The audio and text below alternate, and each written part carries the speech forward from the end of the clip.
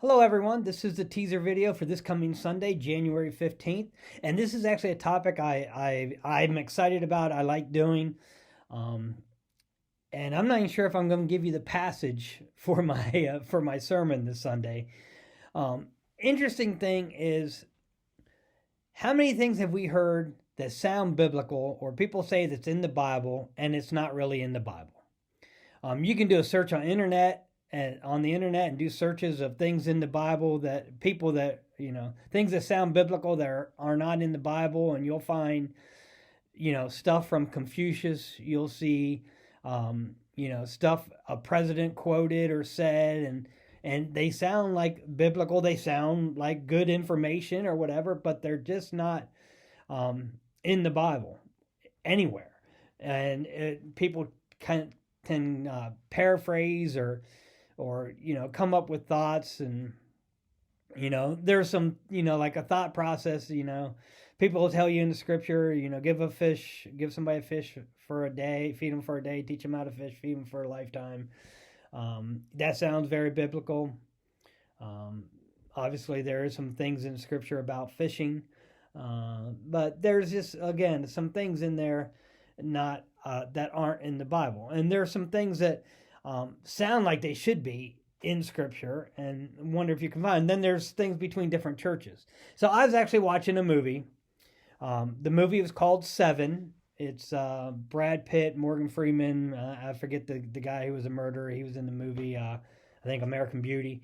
But in that movie, the murderer was killing people by each of the seven deadly sins. And the seven deadly sins definitely sounds something that would be very biblical. And the Catholic Church has a list of seven deadly sins. My question or challenge is, it sounds right. Is it really there? Is it really in the Bible? Or does the Catholic Church use their seven deadly sins? They get it from some other book. As Protestants, as part of the Reformation, being sola scriptura, we kind of only want to focus what's in the Bible. So you've heard, I don't know if you know the seven deadly sins. That if you don't, you should probably look up the seven deadly sins as described by the Catholic Church. And then I challenge you, I guess the challenge is, find the seven deadly sins listed in Scripture, in the Bible, together. Are they listed somewhere as seven deadly sins? That is where I'm going to be going on Sunday. I'm going to be looking at the seven deadly sins. And then I'm going to look at what I found in Scripture when I was searching for seven deadly sins. Now, I will honestly say I did not find anything in the Scripture saying these are the seven deadly sins. What I did find was seven things that God found as detestable. And it's interesting because those seven detestable things do not match up to the seven deadly sins. So do we get caught up on hearing things?